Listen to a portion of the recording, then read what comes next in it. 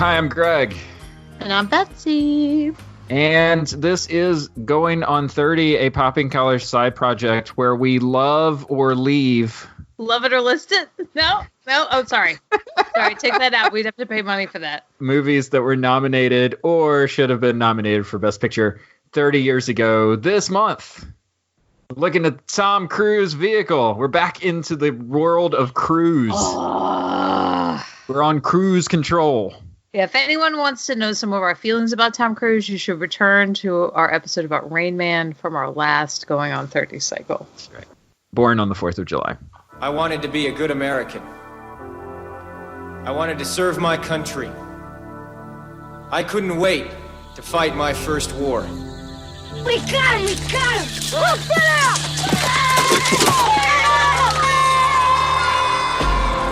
Let the word go forth. Daddy, the soldier! And the torch has been passed to a new generation of Americans. Your brother's a hard worker, Tommy. Win or lose. School, sports, life. As long as you do your best. That's what matters to God. First off, young men, let's get one thing straight. There is nothing prouder as a United States Marine. Our dad's got to go to WW2. This is our chance to do something. You should think about what you're doing. You could get yourself killed. Did you ever think about that? Help me, Jesus. Help me to make the right decision. Sometimes I just like to stay here and never leave. But I gotta go. 13,000 miles. It's a long way to go to fight a war. Don't you know what it means to me to be a Marine, Dad? Ever since I was a kid, I've wanted this. I wanted to serve my country. I want to go to Vietnam. And I'll die there if I have to. There's something happening here. You gotta try and stay alive, okay? You hear me? Ain't exactly clear. Chicago has an Alice in Wonderland quality about it. Things are getting curiouser and curiouser. Come on, get up there, Keep going, come on.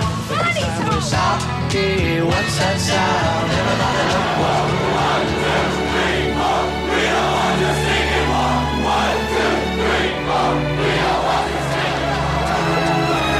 Why are you here tonight? We are here to tell the truth. People say if you don't love America, then get the hell out. Well, I love America.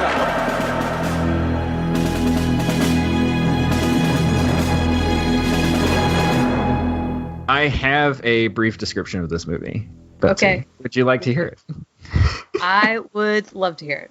Born on the 4th of July is the biography of Ron Kovic, played by Tom Cruise, who is paralyzed in the Vietnam War, then becomes an anti-war and pro-human rights political activist after feeling betrayed by the country he fought for. That's pretty good. I think you have to include that he was so over the top on board at the beginning. Like, boy who wants this. So it was a real change we'll of get character. into that whole 180. But that's a pretty I good think. synopsis. That's pretty good.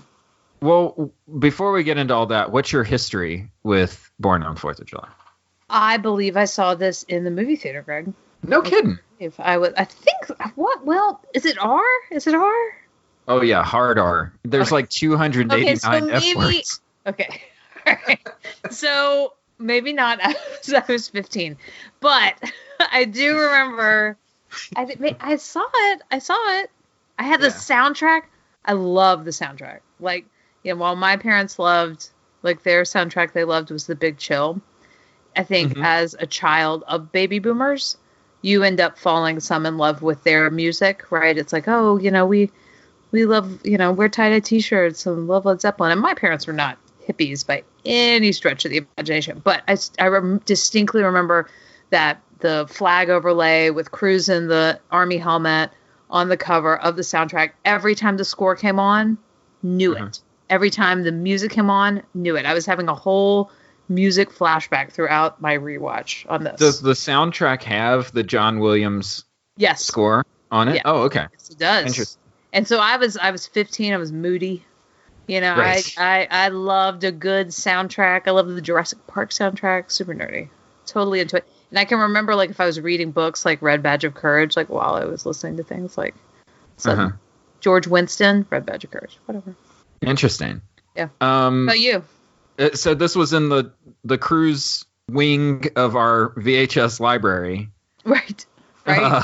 So if you, The House of Cruise. Harken back to our Rain Man episode. Yeah. But this was one on frequent rotation in my grown-up movie teen phase. You know, it's like Really? this, Like Rain Man. Watch. This was not a rewatch for me. I think I might have watched it once. Oh, no. Yeah, I watched it several times. Really? Oh, yeah, several times. Yeah. Just stressing, Greg. Yeah. Well, It's stressing. I'm sure we'll get into that, but it's a little much. well, you know, it's a young, you know, wannabe, like, theater kid.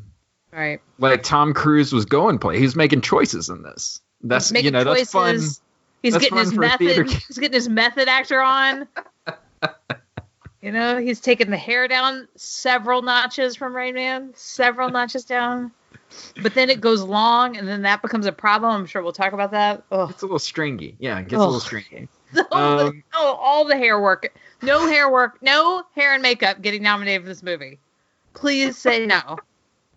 Terrible. Oh, it has to be accurate to the source too, right? I think Ron had the stringy, you know, kind of hair. Ron looks much better now. I'm just Yes, Ron looks great now. What are your initial hot takes on this movie? It's one of those movies that definitely feels like a book adaptation. Mostly at the beginning, like really kind of let's set the scene. Let's 1950s the hell out of this.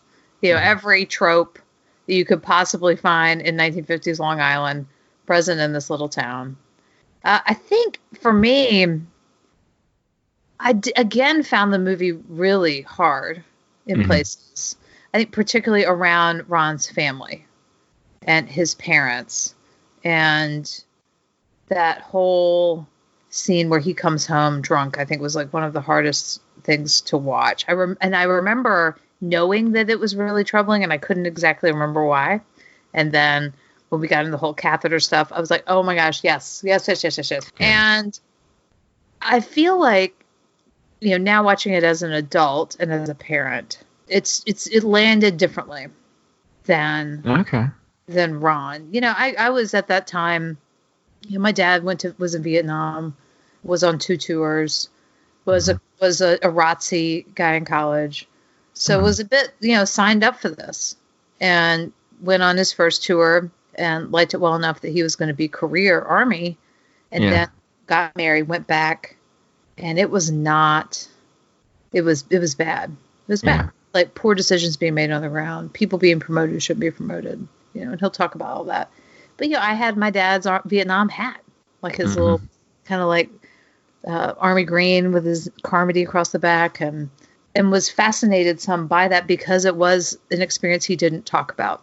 He would talk about it with strangers. He would come and talk about it at my high school later on, but that he wouldn't really talk about it in front of others, in front of us. Like it was not something that he referred to, right? You know, my mom would share a time when he had a flashback in a hotel.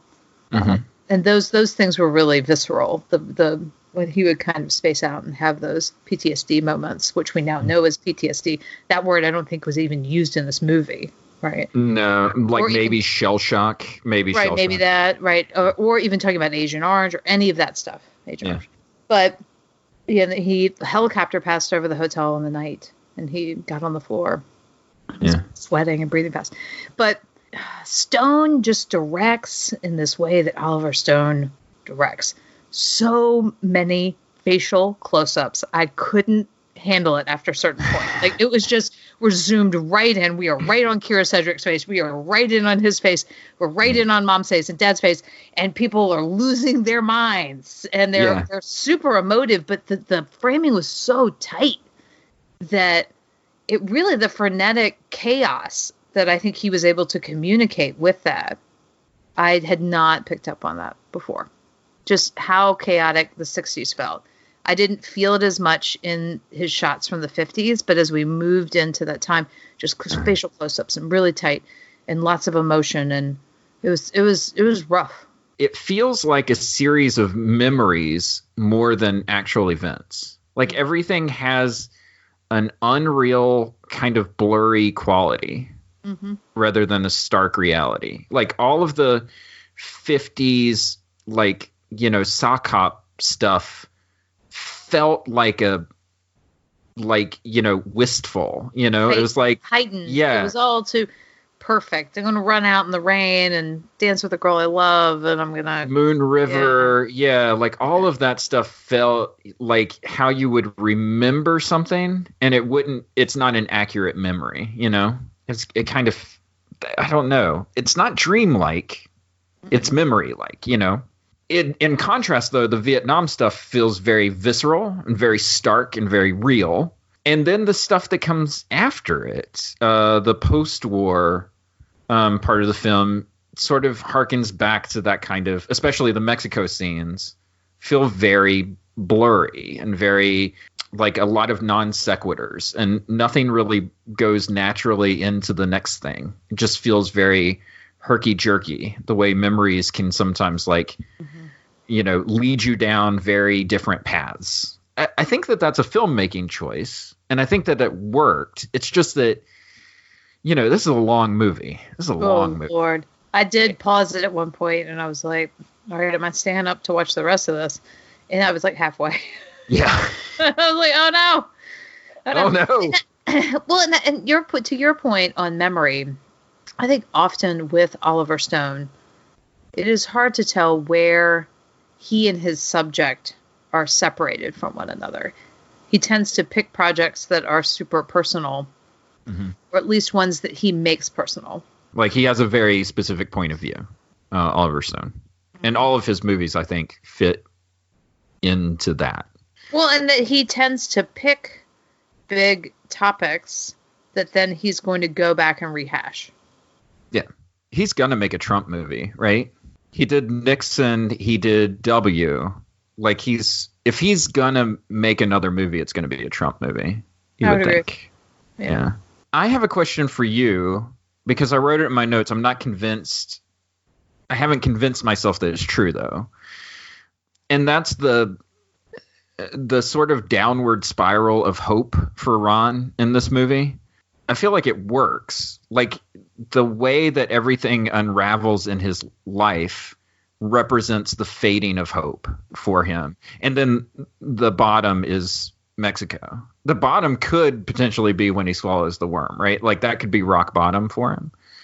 And, like, I kept watching the VA scenes, which they stood out to me. So tough.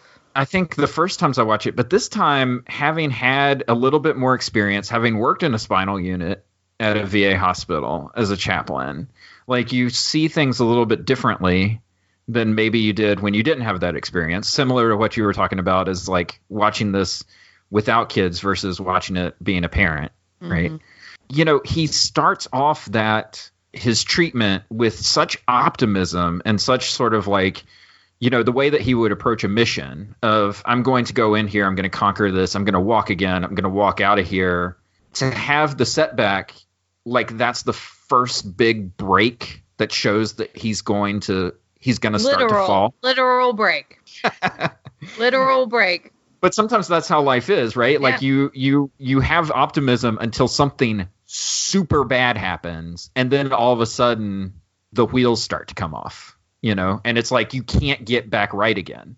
In poker, they call it being on tilt. It's like you can't get the money back. You just keep hemorrhaging, hope, and all of the optimism goes away. And it starts with something big, and then it just keeps going.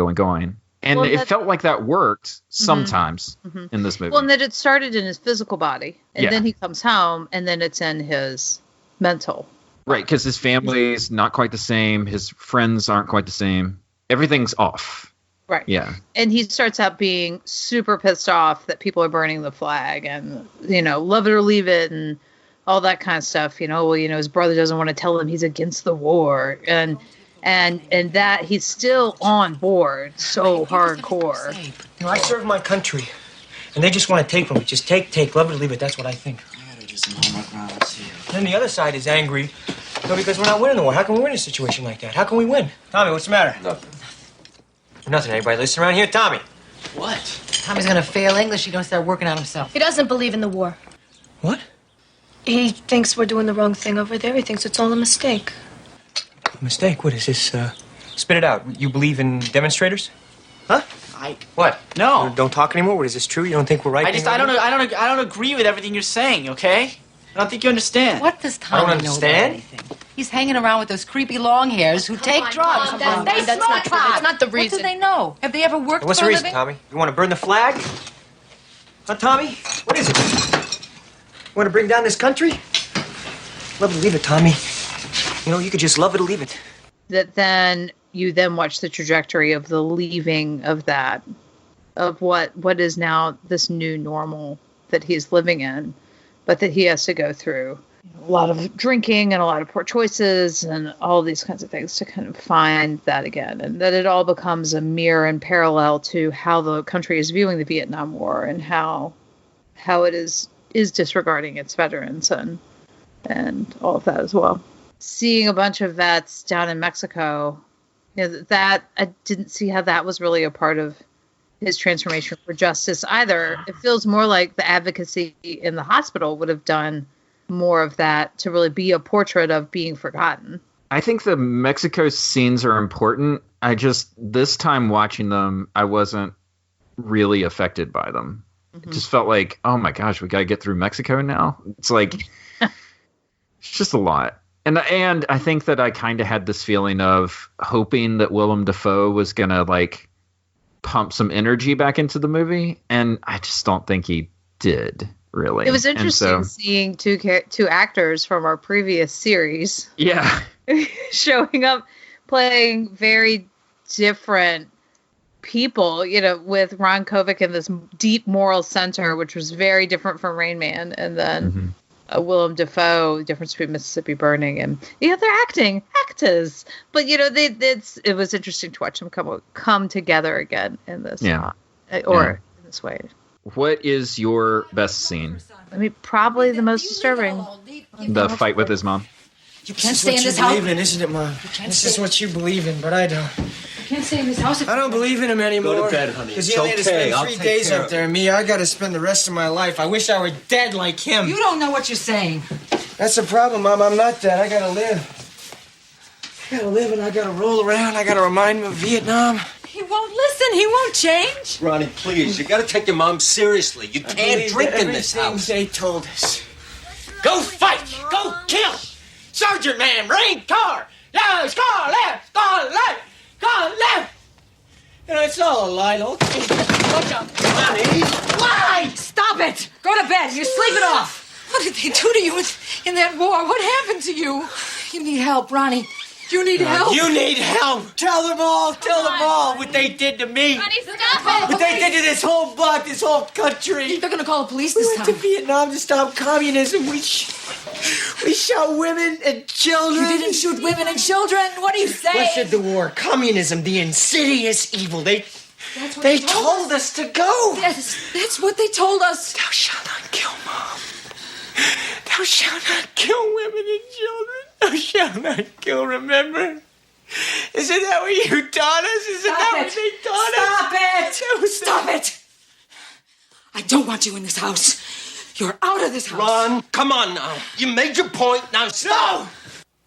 There's no God. God is as dead as my legs. There's no God. There's no country. I found the truth that he really talked about in terms of the faith and the bill of goods. The bill of goods he'd been sold both by the U.S. government, by his parents, by his faith, and that all of it was just BS, and that it wasn't going to end up mattering in the long term. Because look at him. Who is going to love me? That's the same with his dad, right? It kind of closes off that time.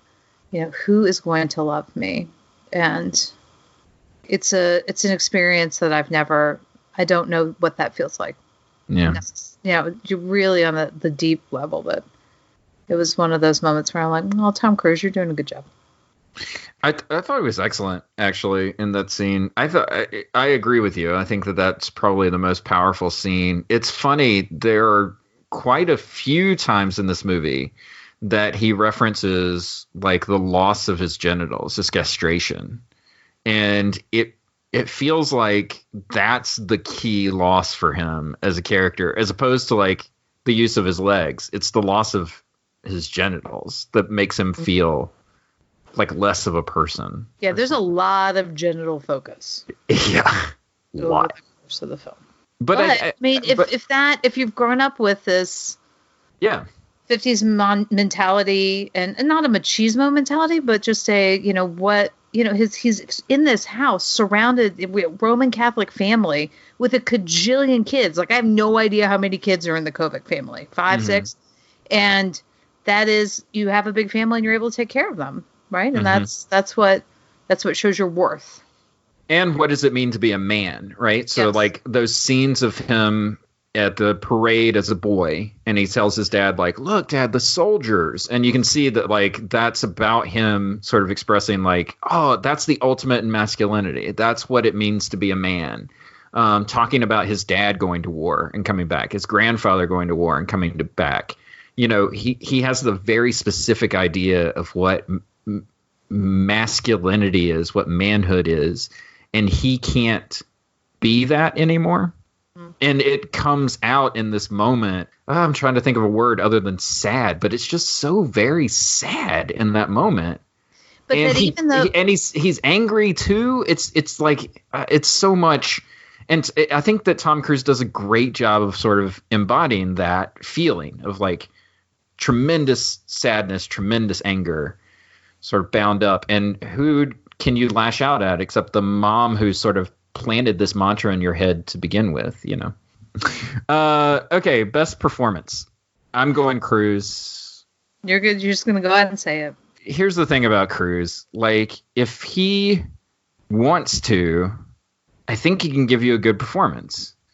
I would cite this, well, portions of this, I would cite as really good Cruise. Eyes Wide Shut is really good Cruise. Magnolia is really good Cruise. Like he can do it. He just needs to put in the effort, and I feel like he really put in the effort. God, this is very difficult for me to say. We don't have to hear this, Ron. But Mr. Wilson, I think I was the one that killed your son that night. I was the one. I was the one.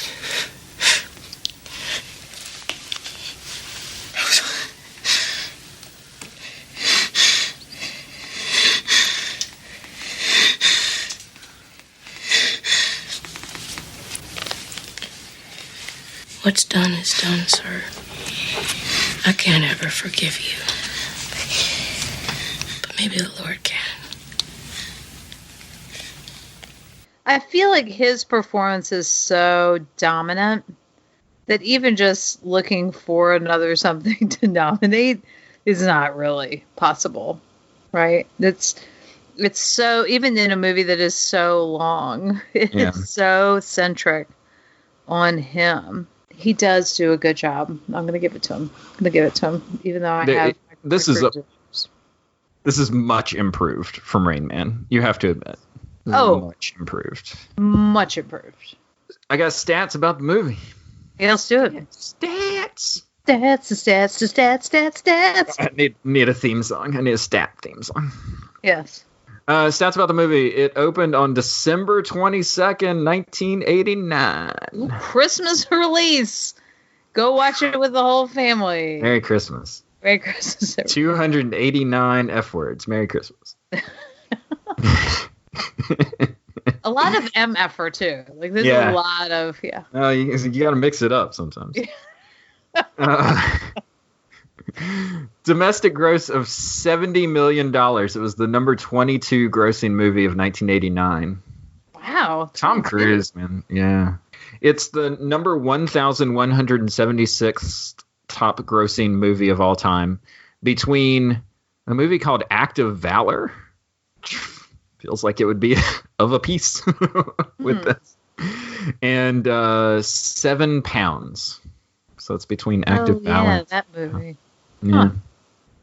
It's got an 87% on Rotten Tomatoes. That's pretty good. I guess so, yeah.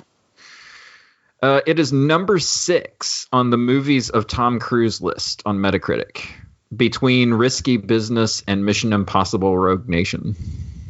Roger Ebert says, nothing Cruise has done will prepare you for what he does in Born on the 4th of July.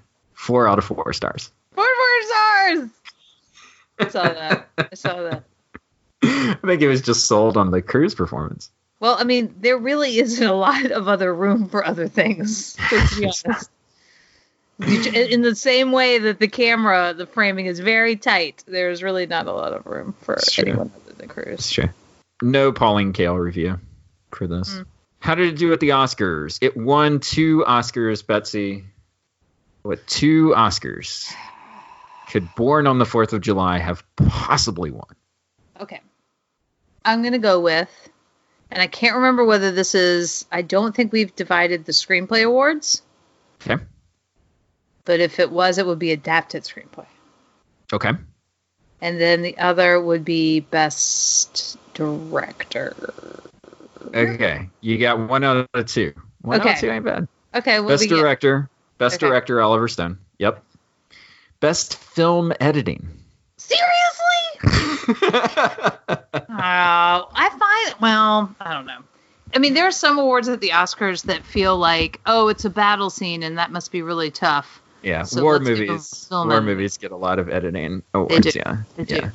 Nominated for 5. Okay, all right. So I'm going to say then screenplay, score, best picture, and then okay, yeah. Okay, I guess I should say nominated for 6 others. I didn't include best picture. Okay, so what's the full list? Best actor, Tom Cruise. Best adapted screenplay, best cinematography, best sound, best score. John Williams. Interesting. A lot of nominations. Lots. Why are you here tonight? What do you have to say to these people? My name is Ron Kovic. I'm a Vietnam veteran. My name is Ron Kovic. I'm a Vietnam veteran. I'm here tonight to say that this war is wrong, that this society lied to me, it lied to my brothers, lied to me, deceived the people in this country, tricked them into going 13,000 miles to fight a war against the poor peasant people who have a proud history of resistance, who have been struggling for their own independence for 1,000 years, the Vietnamese people. I can't find the words to express how the leadership of this government sickens me. Now, people say if you don't love America, then get the hell out. Well, I love America. We love the people of America very much, but when it comes to the government, it stops right there. The government is a bunch of corrupt thieves. They are rapists and robbers, and we are here to say that we don't have to take it anymore. We are here to say, we are here to tell the truth. They are killing our brothers in Vietnam. We want them to hear the truth tonight. We are here What's the legacy of this movie? Let's talk about war and heroism. Yeah, the cinematic processing of the Vietnam War. Yeah. So, Platoon, we talked about Full Metal Jacket, Apocalypse Now, Good Morning Vietnam. There's a lot of processing that comes out of this movie, and that's not to also mention that MASH is running on TV, which, while ostensibly being about the Korean War, is a show about the Vietnam War. Yeah. Yes. So there's a lot of Vietnam processing going on. Well, and those movies start rolling out in the 1970s. Mm-hmm. Right? I think like Deer Hunter and things like that. And then there is something, as you talk about memory, and as we get further down the road on support or lack of support of veterans, that the 80s movies, I think they feel a little different than the 70s Vietnam movies. Mm-hmm. There's a different memory, the way memory is working in those. And now we know, this is when we have now on the mall at this, and Never Forget Vietnam Veterans are there. The memorial opens. You have Rolling Thunder happening. I mean, there's a lot of that, bringing home remains, bringing home people. Are there people still there? The outrage changes. Yeah, it feels like the Vietnam War movie is a very particular kind of movie, as opposed to what's going to come later. So, for instance, I'm thinking of like the Iraqi Freedom and Enduring Freedom, war movies, or even Desert Storm movies, like Three Kings, Hurt Locker, all of these things, Zero Dark 30, all of those feel very different from Vietnam movies. Yes. Vietnam movies feel like a fight for the soul, not only of the soldier, but also of the country. Whereas the later movies feel very mission oriented. Feels like, here's our objective. Let's meet our objective. We did it. And yet, like, the Enduring Freedom is the longest military war that we've ever had in our country's history. But there's not really an artistic legacy of that movie other than Zero Dark 30, which is about a very specific mission of killing Osama bin Laden. Well, we're also processing in our lifetime, and the lifetime of the boomer generation, that the Vietnam War, their parents were in World War II, and that's a communal country war experience, and that's the model with which that we've experienced war, right? The New York Times just put out a story today, I think, and talked about, as we're looking at potential, this peace agreement being signed with the Taliban, that the number of headlines over the course of wars from World War I to Enduring Freedom, just the decline in headlines on the front page of the New York Times about that conflict. And Vietnam was still in this place where, even though a lot of the people who were going were eventually people of color, poor, all of you drafted, all of these sorts of things, it was still coming to terms with the fact that you knew somebody. If you didn't go, you knew somebody who went. Yeah. And you knew somebody who died, or somebody's cousin who died, or something like that. There's still this, isn't this something we're all going through together? ? Like, that's what I feel like in this movie. Isn't this something that we all were experiencing together? But seeing how the rest of the world was ready to just roll on by it, much different than World War II. Right. It makes me wonder if, like, what World War II had were VE Day and VJ Day. Right. Korea didn't have that. Vietnam didn't have that. Even Desert Storm didn't have that. Like, I mean, you can look at markers along the way of, like, the toppling of Saddam Hussein's statue, the very first, like, shock and awe maneuvers of Iraqi freedom. Like, you can look at certain things, but there's no victory, And so it feels like, to me, with Vietnam, that this is a construction of a narrative. We want to construct what this is and how this was. And this is the story. And so, because there isn't a national narrative, we then are given all these portraits of different narratives. Well, and I'm also wondering, like, is there a way of talking about this where it's like, you didn't win, so that means you lost? War is complicated, and it's not about winning and losing, but we really boil things down to winning or losing a lot of times about a lot of things. American essence, absolutely. Yeah, absolutely. So then, how do I then tally my contribution and my sacrifice? Yeah. I will say my dad's. I'm not going to say that it is his favorite Vietnam movie, because that would insinuate that he's watched it more than once. I don't think he has. He said the one that he found to be the most realistic and spoke to his experience was Hamburger Hill. That was really fun for him. Do you think there's a legacy that this movie exposes about the nature of divisive politics?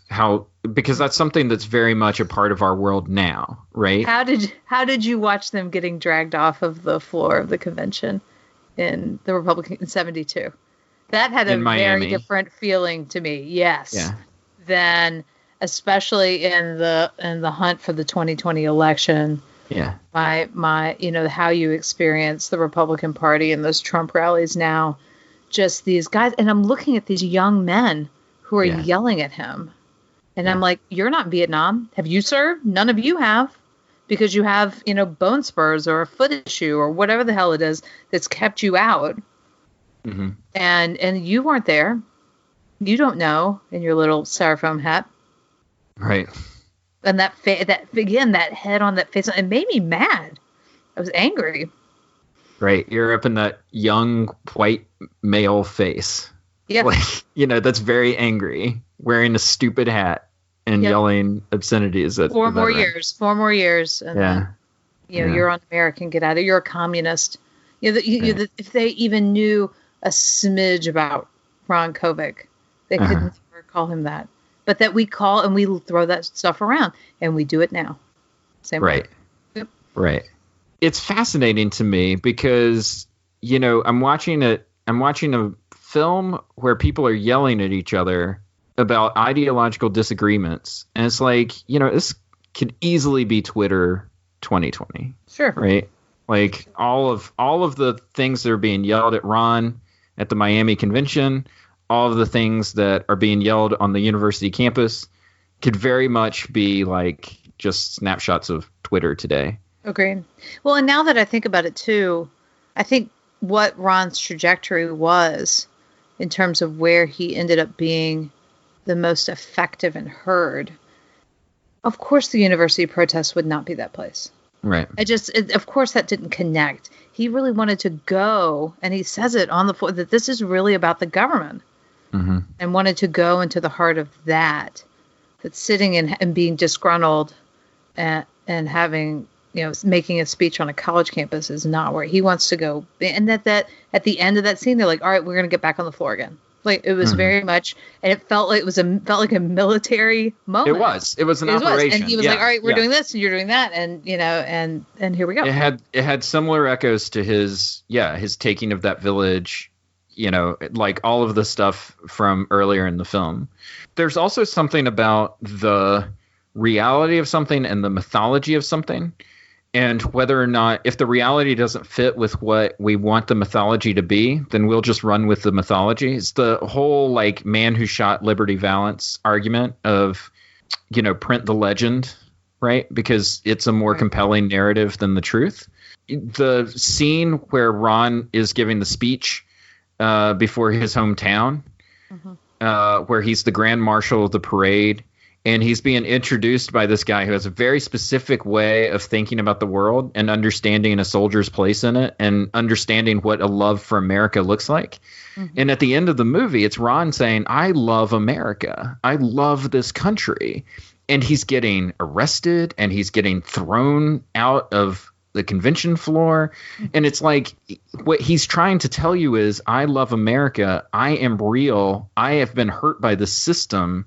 Recognize me. But that's not the mythology that people want to hear. Mm-hmm. And so, that's going to be rejected in honor of someone hugging a flag, someone like, doing all of these showy... Your lapel pin. Got your lapel pin on. Right. Yeah. If you can do something performative that feels like you love America, great. And if you do something that really shows how you're thinking about life in America, then you're out. Right. There was a moment that came to mind when you said that, when they were showing actual archival footage of the 72 convention.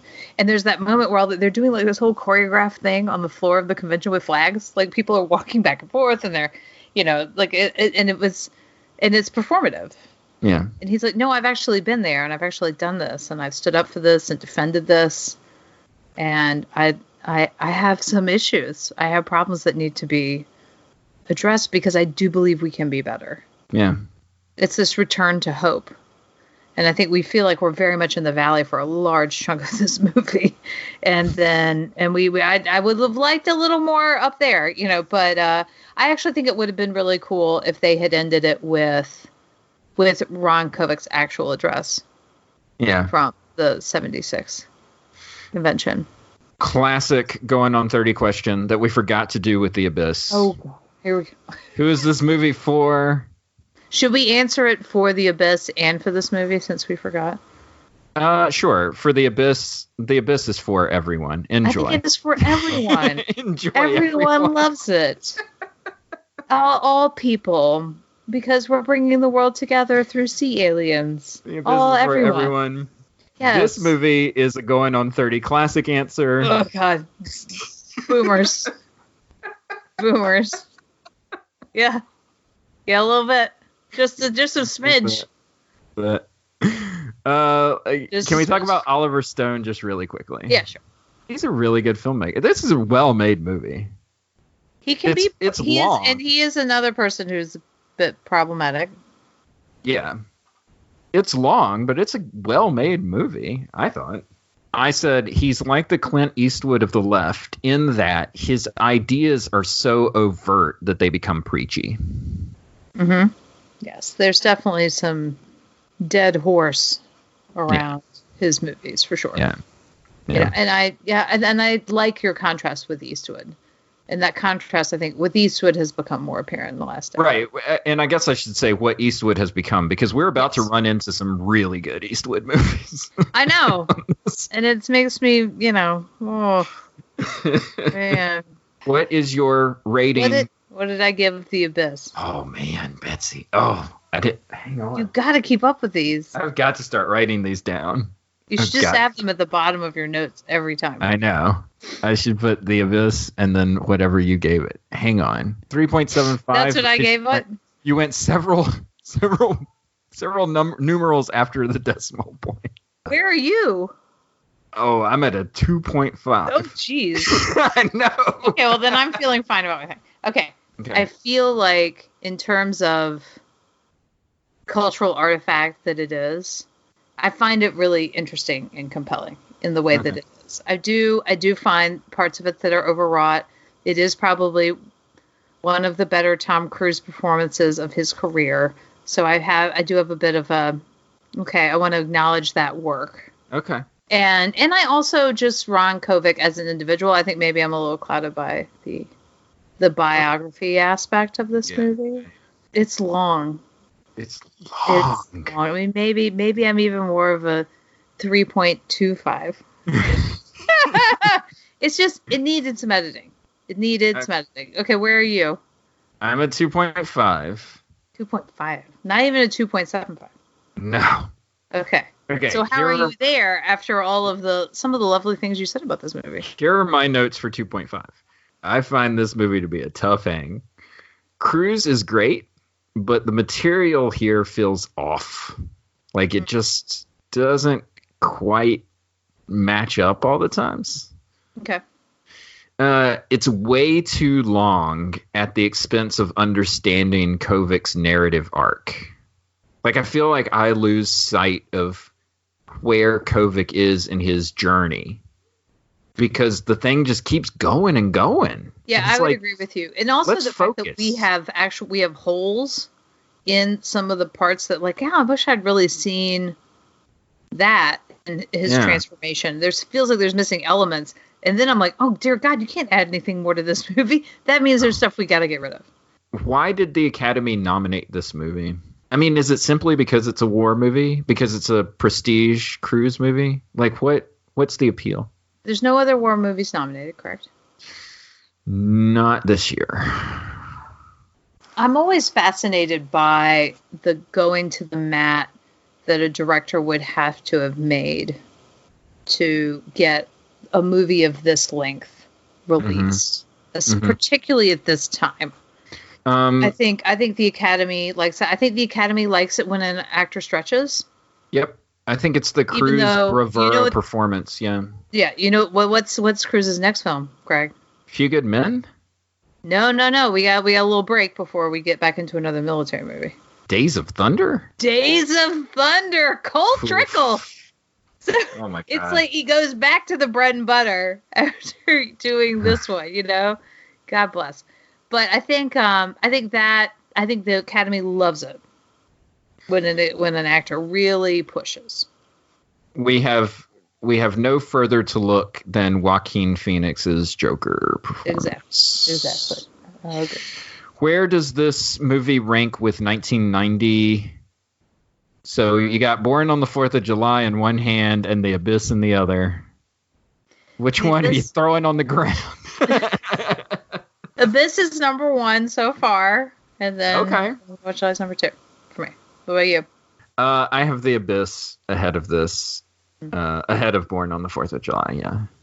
I don't think The Abyss is going to be up here much longer because our next film is going to be Dead Poets Society, which I have not seen. Greg, ever? Okay, here's you must have watched clips of this in a youth group setting. You know what you said about Rain Man, where you're like, do I just know the pop culture of this movie? Yes. I think I just know the pop culture of Dead Poets Society. I'm pretty sure I've never watched the thing. If I have watched it, it's only been in clips. So we'll see. I'm predisposed to think that I'll like it. So I'll go into Dead Poets Society with high hopes. But that'll be our movie next month. Betsy, I love it when we watch a movie that one of us hasn't watched. I am too. Cool. Betsy, thank you for going down the road, the old Mexican road of Born on the 4th of July with me. I did it with a glass of mezcal in my hand. A little worm in it. Ew. There you go. Ew. Ew. Ew. All right. Till next time.